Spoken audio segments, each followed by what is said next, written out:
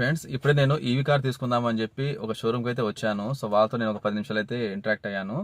So వాళ్ళు చెప్పింది ఏంటంటే యావరేజ్గా కార్ అనేది 15 to 20 lakhs వరకు అయితే ఈవీ కార్ అయితే ఉంటుందని చెప్పారు. సో ఓకే, బ్యాటరీ ప్యాకేజ్ అనేది 8 years వరకే దాని వారంటీ ఉంటుందంట.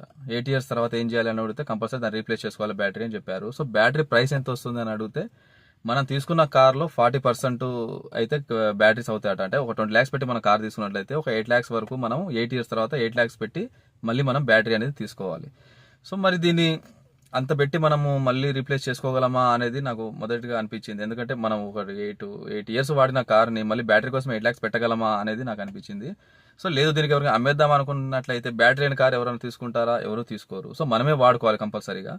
సో ఇది రెండు కూడా నాకు చాలా పెద్ద డౌట్లే అనిపించినాయి. సో వీటికి డేర్ చేసినట్లయితేనే మాత్రము మనము బ్యాటరీ కార్ తీసుకోవడం అయితే చాలా బెటర్ అనిపించింది నాకు. మీకు ఎలా అనిపించిందో నా కామెంట్లో చెప్పండి ఫ్రెండ్స్.